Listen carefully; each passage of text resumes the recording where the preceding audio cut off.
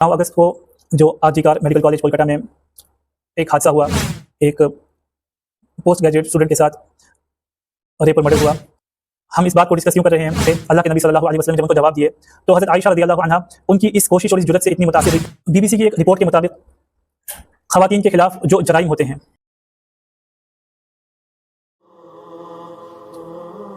9 अगस्त को जो RG medical college Kolkata में एक हादसा हुआ, एक पोस्ट ग्रेजुएट स्टूडेंट के साथ रेप और मर्डर हुआ, जिसने पूरे मुल्क में एक तहलका मचा दिया और जिस वजह से मेडिकल फ्रेटर्निटी ने 1 हफ़्ते से ज़्यादा की हड़ताल भी की पूरे मुल्क भर में। तो इस निस्बत से हमने इस बात को ज़रूरी समझा कि ये जो एक दुनिया के अंदर और ख़ासकर इस वक्त बर सगीर में ये फ़िज़ा आम हो गई है बेहयाई और फाहिशी की और इस किस्म के जराइम की, तो इस चीज़ को एड्रेस किया जाए कि एक इस्लामिक पर्सपेक्टिव क्या है और एक सोशल पर्सपेक्टिव क्या है। हम इस बात को डिस्कस क्यों कर रहे हैं? सबसे पहले तो आप हज़रात में से एक अच्छा खासा फ्रैक्शन मेडिकल स्टूडेंट्स का है, तो इस हादसे ने डायरेक्टली आपको इम्पेक्ट किया। और दूसरी बात, मेडिकल सर्विसेज, हॉस्पिटल सर्विसेज ये एसेंशियल सर्विसेज हैं किसी भी मुल्क की और किसी भी रियासत की। इस हादसे ने इन सर्विसेज को 1 हफ़्ते तक इम्पैक्ट किया है। और दूसरी बात, it is our social and religious duty कि हम ऐसे इश्यूज़ को डिस्कस करें और इनके बारे में एक अवेयरनेस करें और अवामुन्नास को एडुकेट करें। सही मुस्लिम की एक हदीस है, हज़रत आयशा रज़ियल्लाहु अन्हा उसकी रावी हैं कि अहले अंसार में से एक खातून अल्लाह के नबी सल्लल्लाहु अलैहि वसल्लम के पास आई और उसने अल्लाह के नबी सल्लल्लाहु अलैहि वसल्लम से कुछ सवाल पूछे जो पाकीज़गी के मुताल्लिक़ थे। अल्लाह के नबी सल्लल्लाहु अलैहि वसल्लम ने जब उनको जवाब दिए तो हज़रत आयशा रज़ियल्लाहु अन्हा उनकी इस कोशिश और इस जुर्रत से इतनी मुतासिर हुई कि उन्होंने फरमाया कि अंसार की ख़वातीन कितनी अच्छी हैं कि उनको हया इस चीज़ से नहीं रोकती कि वो दीन को समझें। यानी ये जो सवालात थे ये कुछ पर्सनल मैटर्स के रिलेटेड थे, तो ऐसा हो सकता था कि हया की वजह से वो खातून ना पूछती, लेकिन दीन सीखने का और सही बात को जानने का उनके अंदर ऐसा जज्बा था कि उन्हें अल्लाह के नबी सल्लल्लाहु अलैहि वसल्लम के पास वो सवाल पूछे विद द इंटेंशन कि उनको उसके बारे में इल्म हासिल हो जाए। हम जो ये मुख्तसर सा सेशन रखेंगे इसमें हम rape a major sin and a gruesome crime इसको डिस्कस करेंगे 5 बुनियादी हेडिंग्स में। सबसे पहले प्रॉब्लम स्टेटमेंट, दूसरा why are such crimes on the rise, तीसरा स्टेप्स टेकन आर एप्रिशिएटेड, और चौथा इस्लामिक व्यू, पांचवा punishment in the sharia law. सबसे पहले प्रॉब्लम स्टेटमेंट। बीबीसी की एक रिपोर्ट के मुताबिक ख़वातीन के ख़िलाफ़ जो जराइम होते हैं 2021 में ऑलमोस्ट 6 मिलियन क्राइम्स रिपोर्ट हुए अगेंस्ट वुमेन और 6 मिलियन क्राइम्स ओवरऑल रिपोर्ट हुए, जिनमें से almost 4.25 lakh crimes against women थे। उनमें से जो मेजॉरिटी ऑफ द क्राइम्स थे वो kidnappings, abduction, rapes, domestic violence, dowry deaths और असॉल्ट इस किस्म के थे। और इसी बीबीसी की रिपोर्ट के मुताबिक 2021 में 31,800 के करीब रेप केसेस दर्ज किए गए, जो NCRB national crime records bureau के मुताबिक ऑलमोस्ट 86 केसेस पर डे के हिसाब से बनते हैं। और कुछ रिपोर्ट्स के तहत ये फरमाया गया कि इंडिया में वुमेन के ख़िलाफ़ जो क्राइम होते हैं उनमें 4th मोस्ट कॉमन रेप है। इसमें कुछ चीज़ें गौरतलब हैं। सबसे पहले minors, according to a report almost 10% of the victims they were minors. इसके अलावा जो एक रिपोर्ट है मैपलक्रॉफ्ट की sex trafficking and crime against minors में, उसमें इंडिया ने 7th वर्स्ट रैंक किया है। और इस चीज़ को फ़रोख्त क्या चीज़ देती है कि 71% of the cases they go unreported, यानी this is just the tip of iceberg. कितने ज़्यादा केसेस और कितनी ज़्यादा फहाइशी और क्राइम इस वक्त मुल्क में हो रहा है उसकी बस एक मुख्तसर सा हिस्सा हमें मालूम होता है।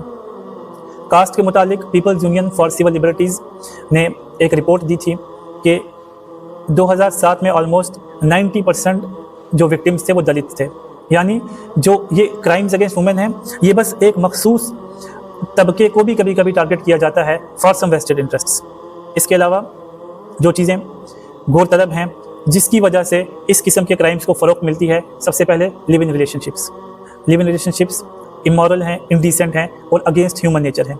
इसकी सबसे बड़ी दलील क्या है कि हज़ारों सालों से ह्यूमन सिविलाइजेशन इस दुनिया के अंदर रह रही है, लेकिन ये अब पिछले कुछ सालों में, या यूँ कहा जाए पिछली 1 सेंचुरी में ऐसा हुआ कि इस किस्म के लोगों के जहन में ख्यालात आने लगे और इस किस्म की फ़हाइशी कम्युनिटीज़ में फैलने लगी। सब कॉन्टिनेंट में भी अच्छी खासी तादाद इस वक्त ऐसी है जो इसको कुछ हद तक एक्सेप्ट करने लगी है, और according to data from US and western Europe के डिवोर्स रेट ऐसे कपल्स में ज़्यादा होते हैं जो लिव इन रिलेशनशिप्स में रहते हैं, यानी उसके बरखिलाफ जो कहते हैं कि हम पहले एक दूसरे को समझना चाहते हैं। इसी के साथ दूसरी बड़ी मुसीबत जिसने नूए इंसानी को शर्मसार कर दिया है वो होमोसेक्सुअलिटी है। बिल्कुल वही बात कि हज़ारों सालों से इंसानी तहजीब ने इस दुनिया को अपना मस्कन बनाया है, लेकिन पिछले कुछ सालों में ये इंसान के जहन के अंदर परवर्जन पैदा हुई कि अब उसको इस तरफ उसका रुझान जा रहा है और Aahista Aahista country by country, continent by continent और कम्युनिटी बाई कम्युनिटी इसको एक्सेप्ट किया जा रहा है। ये भी एक परवर्टेड माइंडसेट का नतीजा है जिस वजह से इंसान इस किस्म के फ़ाहिश और फिल्थी कामों में इन्वॉल्व होता है। Why are such crimes on the rise? इस किस्म के जो क्राइम्स हैं ये क्यों दिन ब दिन ज़्यादा से ज़्यादा होते जा रहे हैं? सबसे पहले तो फेल्ड पेरेंटिंग है। बड़े अफसोस के साथ ये कहा जाता है कि आजकल के जो पेरेंट्स हैं उनका प्राइमरी मकसद क्या होता है? अपने बच्चे को अच्छी एम्प्लॉयमेंट दिलाना, उसको मनी मेकिंग मशीन बनाना कि वो अच्छे पैसे कमा सके, अच्छी ज़िंदगी गुजार सके, लेकिन उससे अच्छे अखलाक, अच्छे मॉरल्स, अच्छा कैरेक्टर कौन सिखाए? ये पेरेंट्स के लिए या तो सरे से उनके सिलेबस में और उनके कंसर्न की कोई चीज़ है ही नहीं, और अगर है भी तो इसको सेकेंडरी प्रायोरिटी दी जाती है। तो इसका नतीजा बिल्कुल सही होता है कि बच्चे अच्छे पैसे तो कमा लेते हैं लेकिन अच्छा इंसान नहीं बन सकते। Excessive and unsupervised use of internet and social media. छोटे से छोटा बच्चा आजकल मोबाइल और इंटरनेट का एडिक्ट हो गया है। रात को सोने से पहले 2-2, 4-4 घंटे वेबसाइट्स को स्क्रॉल करता रहता है। ड्यूटीज़ में, कॉलेजेस में, स्कूल्स में हर जगह मोबाइल फ़ोन आम है और पोर्नोग्राफिक एडिक्शन इतनी कॉमन हो चुकी है कि हर दूसरा तीसरा बंदा इस चीज़ का एडिक्ट हो चुका है। और इसके नतीजे में क्या होता है कि ऐसी ऐसी चीज़ें जब 24 घंटे इंसान देखता रहता है तो उसका दिमाग भी परवर्टेड हो जाता है और वो इन चीज़ों को एनेक्ट करने की कोशिश करता है। तीसरी बात, 1 in 4 reported rape cases result in convictions in India. ये बात कि हर 4 में से बस 1 केस ऐसा होता है जिसके नतीजे में मुल्जिम को सज़ा दी जाती है, वरना क्या होता है वो आगे हम सुनेंगे। अच्छा, एक और इम्पॉर्टेंट रीज़न ऐसे केसेस के बढ़ने का क्या है? एक पेट्रियार्कल माइंडसेट। हमारा एक जहन ऐसा बन गया है। एक रिपोर्ट के मुताबिक 40% वुमेन और 38% मैन ये कहते हैं कि it's okay for a man to beat his wife. क्यों? अगर वो उसकी ज़रूरियात ज़िंदगी या घर के मामलात को पूरा ना करे। हालांकि इसके बरकस अगर इन चीज़ों की फजीलत बताई जाती और एक घर के निज़ाम को किस तरीके से चलाया जाता है इस बारे में कपल्स को फॉर्मली एजुकेट किया जाता, रिलीजियस एजुकेशन इम्पार्ट की जाती और duties of husband, duties of wifes इस किस्म के सेशंस लगाकर अपनी जिम्मेदारियों से कपल्स को आशना किया जाता, तो खुद ब खुद घर के निज़ाम भी अच्छे से चलते और इंसानों की जो ज़िंदगी है वो खुशगवार गुजरती। लेकिन जब ऐसा जहन बनता है तो फिर इंसान मुख्तलिफ़ किस्म के जो दूसरे को नुकसान पहुंचाने के मंसूबे बनाने की कोशिश करता है, जैसा कि हम आए दिन न्यूज़ में देखते आए हैं, और इस वजह से फिर इसके जो बहुत किस्म के मनफी नताइज निकलते हैं। नेक्स्ट इंपॉर्टेंट पॉइंट, परवर्जन्स और नो लॉन्गर परवर्जन्स। हम सुन चुके कि होमोसेक्सुअलिटी एक मुसीबत है जिसने नोए इंसानी को नीचे से भी नीचे ले लिया और जानवरों से भी ज़्यादा इसको पस्त कर दिया। लेकिन 6 सितंबर 2018 को सुप्रीम कोर्ट ने एक लैंडमार्क जजमेंट पास की और उस जजमेंट के तहत कि जो भी एडल्ट्स हैं और अगर वो आपस में कंसेंटिंग है तो वो किसी भी एतबार से अपना निज़ाम चला सकते हैं। इसी के तहत इन्होंने जो होमोसेक्सुअलिटी को डीक्रिमिनलाइज कर दिया इंडिया में, जिस तरह बाकी ममालिक में भी इस चीज़ को डीक्रिमिनलाइज किया है और सोशल एक्सेप्टेबिलिटी की तरफ इसको लिया जा रहा है, रैलीज होल्ड की जा रही हैं, यहाँ पे भी ऐसा ही हो रहा है। तो इसके नतीजा क्या निकला कि जो एक परवर्टेड माइंडसेट था जिसको हर कोई एक किस्म की परवर्जन समझता था, एक बीमारी समझता था, एक खिलाफ नेचर और आदत और इंसान की जो प्रॉब्लम समझता था, अब उसको नॉर्मलाइज करने की कोशिश की जा रही है कि कोई बात नहीं, ये सब ठीक है। उसके बाद एक और रीज़न ऐसे केसेस के इंक्रीज़ होने का वो है कि जो हमारे खासकर सब कॉन्टिनेंट में माइंडसेट बना हुआ है कि ब्लेमिंग द विक्टिम, कि लड़की ने कपड़े छोटे लगाए थे, रिवीलिंग कपड़े थे, या इस वक्त में रात को बाहर जाने की क्या ज़रूरत थी। हालांकि जब इन केसेस को स्टडी किया गया, no doubt these are valid reasons, but there have been cases जो रिपोर्ट किए गए हैं टॉडलर्स में और ओल्ड एज वुमेन में। उनमें कपड़ों का क्या दखल है। उसके अलावा टाइम की बात है तो अभी जो किस्सा पेश आया वो तो एक खातून अपनी ज़रूरी ड्यूटीज़ दे रही थी और सोसाइटी के तहत एक अहम अपना किरदार अदा कर रही थी पेशेंट्स देखने का, तो वो रात को घर कैसे जाती, वो तो नाइट ड्यूटी पर थी। तो पता ये चला कि ये दरअसल एक माइंडसेट ऐसा बन चुका है, एक क्रिमिनल माइंडसेट को फ़रोग़ दी गई कुछ अनासिर ने, जिस वजह से इस किस्म के मसाइल पेश आ रहे हैं। सोशल स्टिग्मा बहुत सारे कंजर्वेटिव सोसाइटीज़ में और ख़ासकर हमारे सब कॉन्टिनेंट का जो जिस किस्म से तरबियत होती है घरानों की, थोड़ा कंजर्वेटिव माहौल अभी तक बाकी है। तो यहाँ पे अगर कोई विक्टिम सामने आ जाए, किसी की शनाख्त अपने इलाके या मोहल्ले में मालूम हो जाए, तो फिर उनकी शादी करना या उनके साथ जो बाकी मामला करने में बाकी नेबरर्स, बाकी मोहल्लेदार और कम्युनिटी वाले पीछे रहते हैं। इसके अलावा हमारे पास कोई भी अच्छे रिहेबिलिटेशन पॉलिसीज़ नहीं है जो इन विक्टिम्स को बाद में ज़िंदगी में अच्छे से रिहेबिलिटाइज कर सकें। तो इस वजह से भी एक अच्छा खासा तबका है जो इन केसेस को रिपोर्ट ही नहीं करता। जब केसेस रिपोर्ट ही नहीं होते तो इस किस्म के क्रिमिनल्स को फ़रोख्त मिलती है कि किसी को बोला तो जाएगा नहीं, 1 in 4% चांसेस अगर बोला भी गया कि मुझे सज़ा होगी, तो इस वजह से इस किस्म के अनासिर को फ़रोख्त मिलती है। उसके अलावा रेप को एक as an instrument of terror इस्तेमाल किया जाता है। फॉर एग्जांपल हम सब जानते हैं कि हमारी स्टेट में कठुआ रेप केस हुआ जिसमें एक 8 साल बकरवाली लड़की के साथ 7 लोगों ने ज़्यादती की, और इसका जो एक बुनियादी मकसद बताया गया और BBC ने इस चीज़ को रिपोर्ट किया वो ये था कि जस्ट इन बकरवालों को जम्मू प्रोविंस से भगा दिया जाए ताकि अपनी सेटलमेंट्स यहाँ से उठा के कहीं और शिफ्ट हो जाएं। और बड़े अफसोस की बात है कि कुछ लोकल पॉलिटिशियंस बाद में इन जो ये रेपिस्ट थे इनकी सपोर्ट में बाहर आए थे।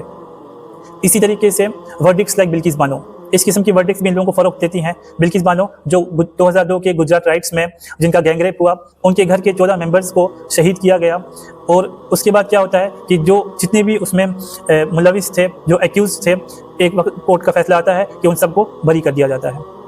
तो इस किस्म की जब रूलिंग्स आएंगी तो ऐसे लोगों को तो ऑब्वियसली फ़रोख्त मिलेगी कि 2-4 साल की जेल ही तो काटनी है, उसके बाद क्या है, फिर तो छूट जाएंगे। और उसके बाद एक बहुत अहम पॉइंट कि ऐसे केसेस की इंसिडेंस क्यों इंक्रीज़ हो रहा है, वो इसलिए कि खासकर हमारी कंट्री में और सब कॉन्टिनेंट में बहुत सारे कोइंसिडेंसेस होते हैं। कोइंसिडेंसेस मतलब जैसे जो उन्नाव में रेप केस हुआ था एक 17 साल लड़की का 2017 में, तो उसके बाद कितने कोइंसिडेंसेस हुए कि 2017 में ये केस होता है और 2018 में विक्टिम के फादर को जेल कर दिया जाता है इसी आर्म्स एक्ट के तहत। उसके बाद जेल में उनकी पिटाई होती है और उनकी डेथ हो जाती है। दूसरा कोइंसिडेंस 2018 में एक बहुत अहम विटनेस इस केस का, यूनुस, अचानक उसकी डेथ हो जाती है और उसके घर वाले उसको अचानक से इन्फॉर्म करने के पहले ही उसको उसकी तदफीन कर देते हैं और ये कहते हैं कि ये एक नॉर्मल डेथ थी, हम इसकी ऑटोप्सी नहीं करना चाहते। एक और कोइंसिडेंस 2018 में ही इस विक्टिम के अंकल को भी अरेस्ट किया जाता है एक 18 ईयर्स ओल्ड केस में। और एक और कोइंसिडेंस 2019 में एक ट्रक जिसकी नंबर प्लेट ब्लैक एंड थी, उसने एक कार पे अटैक किया, एक कार को हिट किया जिस कार में ये विक्टिम ट्रैवल कर रही थी। विक्टिम के साथ उसकी 2 आंटियां थी, उनकी मैटरनल और पैटर्नल आंट्स, जो दोनों इस हादसे के वजह से इंतकाल कर गई, वो थे, और उनके साथ उनका लॉयर था जो दोनों क्रिटिकली इंजर्ड हुए। बहुत ताज्जुब वाली बात ये थी कि इस विक्टिम को गवर्नमेंट ने सिक्योरिटी दी थी और उस वक्त उस गाड़ी में सिक्योरिटी पर्सनल नहीं थे, और जो रीज़न साइट किया गया वो ये था कि गाड़ी में जगह नहीं थी। तो इस किस्म के जब कोइंसिडेंसेस होना शुरू हो जाते हैं तो ऐसे क्रिमिनल्स को फ़रोख्त मिलती है कि ये इस दुनिया में और खासकर दुनिया के इस हिस्से में कोइंसिडेंसेस बहुत ज़्यादा हैं, तो बचने के चांसेस बहुत ज़्यादा हैं। इस सब के बावजूद स्टेप्स टेकन आर एप्रिशिएटेड। 20 सितंबर 2018 को गवर्नमेंट ने एक इनिशिएटिव लॉन्च किया जिसका नाम था national database on sexual offenders. ये एक डाटाबेस है जिसमें कोई भी इंसान जिसके ऊपर किसी भी किस्म की सेक्सुअल ऑफेंस का केस दर्ज होगा, चाहे वो रेप हो, गैंग रेप हो, या ये ईव टीजिंग का केस हो, इस किस्म का कोई भी केस हो, तो उनका एक डाटाबेस बनाया गया गवर्नमेंट ने, और इसमें ऑलमोस्ट अकॉर्डिंग टू 2008 की रिपोर्ट 4.5 लाख के करीब एंट्रीज हो चुकी थी। इसमें क्या होता है कि जो रिपीट ऑफेंडर्स होते हैं उनके लिए ज़्यादा स्ट्रिक्टर पनिशमेंट्स होती हैं, तो इससे इंशाल्लाह थोड़ी इस चीज़ की उम्मीद है कि ऐसी मसलों को थोड़ी रुकावट मिलेगी। उसके अलावा इंडियन गवर्नमेंट ने इम्प्लीमेंट किया है फास्ट ट्रैक कोर्ट सिस्टम कि जितनी भी ये केसेस हो इनको फास्ट ट्रैक किया जाए और जल्दी से जल्दी मुलजिम पर सज़ा दी जाए। इसके अलावा 2013 में इंडियन लॉ ने सेक्शन 376A को रिवाइज़ किया, और रिवाइज टेस्ट के बाद इसकी जो पनिशमेंट्स हैं उनको फिर से रिफ्रेम किया। मसलन कि जो इस किस्म के हादसात थे गैंग रेप वाले, जिनमें जो विक्टिम है वो परसिस्टेंट वेजिटेटिव स्टेट में जाता है या फिर डेथ होती है, तो उसमें उन्होंने डेथ पेनल्टी भी रखी है और रिग्रेस इम्प्रिजनमेंट फॉर 20 ईयर्स भी रखी है, और इसी किस्म के या बकिया पूरी ज़िंदगी तक जेल भी रखी है। इस किस्म के स्ट्रिक्टर पनिशमेंट्स रखी हैं जिससे ये उम्मीद की जा सकती है कि कुछ ना कुछ इन केसों में कमी आएगी। इसके अलावा अकॉर्डिंग टू न्यू लॉ तमाम गवर्नमेंट और प्राइवेट हॉस्पिटल्स को ये कहा गया है कि आप फ्री फर्स्ट एड और मेडिकल ट्रीटमेंट दोगे विक्टिम्स को। 3 नवंबर 2015 को इलाहाबाद हाई कोर्ट ने एक बहुत ज़बरदस्त जजमेंट पास की, जिसके तहत जो भी ये कल्प्रिट होगा, जिसने किसी खातून का रेप किया होगा, उसकी प्रॉपर्टी में से जो चाइल्ड इसमें से पैदा होगा उसको इनहेरिटेंस राइट्स दिए जाएंगे। उसके अलावा यूनियन हेल्थ मिनिस्ट्री ने एक डायरेक्टिव अभी इस हालिया हादसे के बाद पास किया है कि जितने भी सेंट्रल और स्टेट रन गवर्नमेंट हॉस्पिटल्स हैं उनके ऊपर ये लाजिम कर दिया गया है कि विद इन 6 आवर्स वो इसकी कंप्लेंट, इस किस्म के किसी वाक़े की कंप्लेंट अपने पुलिस स्टेशन में दर्ज करें। अगर ऐसा नहीं किया जाएगा तो head of the institution will be held responsible.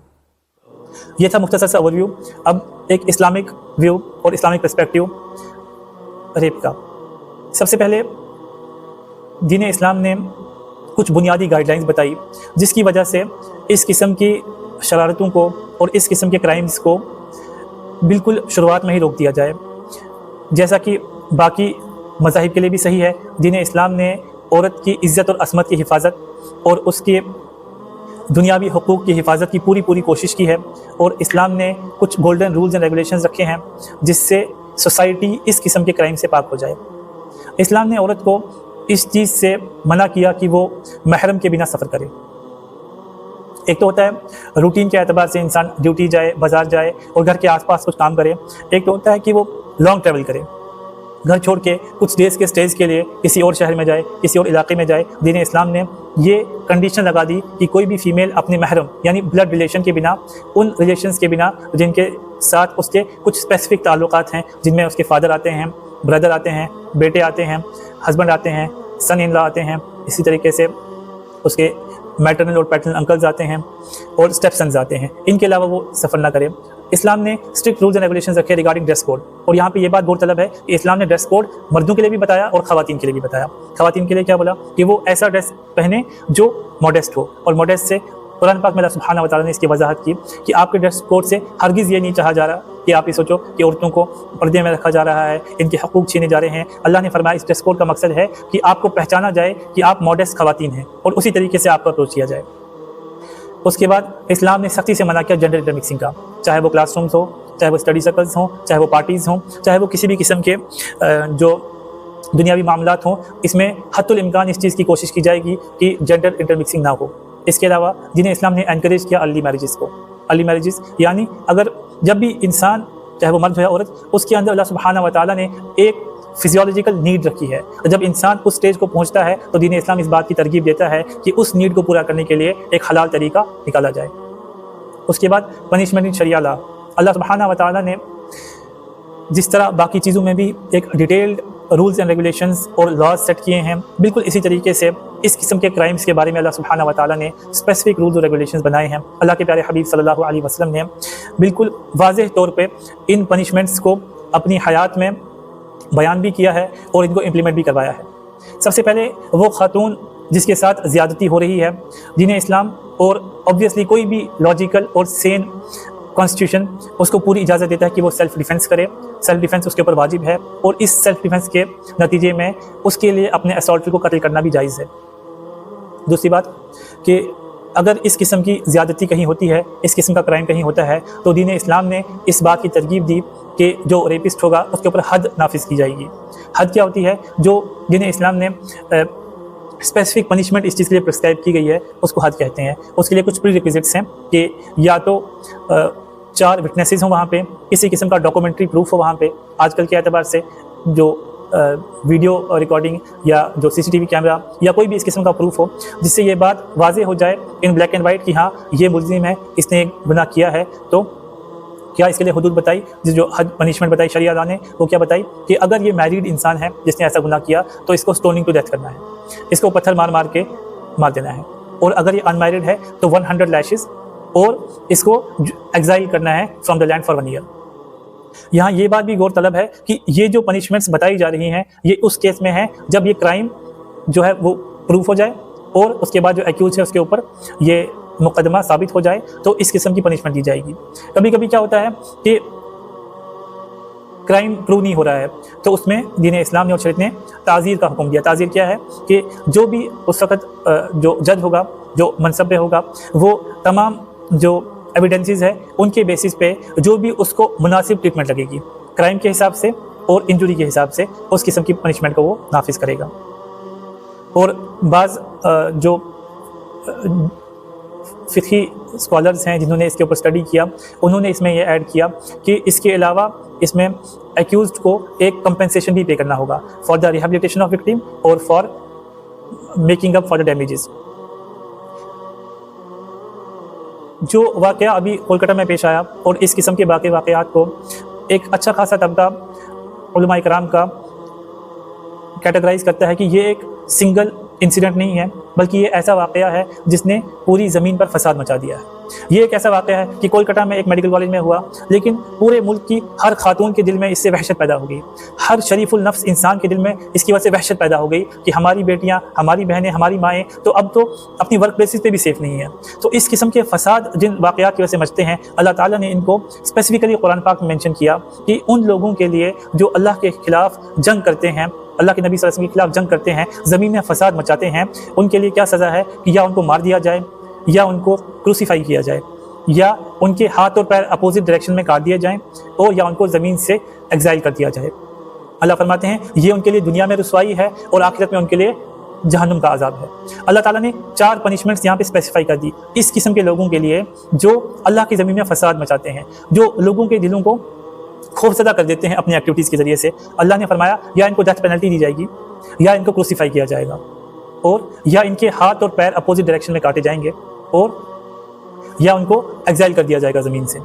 ये जो पनिशमेंट्स हैं ये कैसी होंगी? ये आलानिया तौर पर होंगी, यानी जिसको डेथ सेंटेंस मिलेगी उसकी पब्लिक एग्जीक्यूशन होगी, जिसको क्रूसीफाई किया जाएगा तो उसको पब्लिक प्लेस में क्रूसीफाई किया जाएगा, जिसके हाथ और पैर काटे जाएंगे उसकी एम्पुटेशन के बाद उसको पब्लिकली डिस्प्ले किया जाएगा कि जो इंसान इस किस्म की हरकतें करेगा उसके साथ ऐसा होगा। और इस तरीके से जिसको एग्जाइल किया जाएगा, तो एग्जाइल से मुराद बहुत सारे उलमा इकराम का ये भी है कि उनको रिगरस इम्प्रिजनमेंट में ऐसे रखा जाएगा कि ना उनको अपने किसी रिलेटिव से मिलने की इजाज़त होगी, ना उनको किसी किस्म की जो सोशल इंटरेक्शन की इजाज़त होगी, बस एक काल कोठरी में पड़े रहेंगे और वहीं सड़ते सड़ते अपना दम तोड़ देंगे।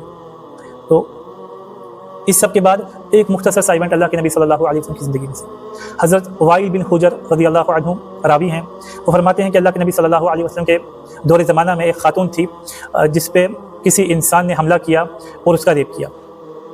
उसने औरत ने मदद के लिए चिल्लाया तो फिर वो इंसान वहाँ से भाग गया। कुछ लोग वहाँ पे आए, उसने उन लोगों के सामने अपना मुकदमा रखा कि ऐसे हुआ। वो उस खातून को लेकर अल्लाह के नबी सल्लल्लाहु अलैहि वसल्लम के पास चले गए। अल्लाह के नबी सल्लल्लाहु अलैहि वसल्लम के पास जब उसको लिया गया और वहाँ पे जो उनको मालूम हो रहा था कि ये एक्यूज़्ड है उसको सामने किया गया, तो अल्लाह के नबी सल्लल्लाहु अलैहि वसल्लम ने पहले तो उस खातून के साथ उसकी दिलासे का मामला फरमाया, उसके बाद उसको एड्रेस किया कि जिसको एक्यूज़ समझा जा रहा था, लेकिन इसी असना में जो असली कल्प्रिट था उसने खुद ब खुद इस बात की गवाही दे दी कि ये दरअसल ये काम करने वाला मैं हूँ। तो अल्लाह के नबी सल्लल्लाहु अलैहि वसल्लम ने बस एक पनिशमेंट दी, स्टोन हिम टू डेथ, और दिस वाज एग्जीक्यूटेड।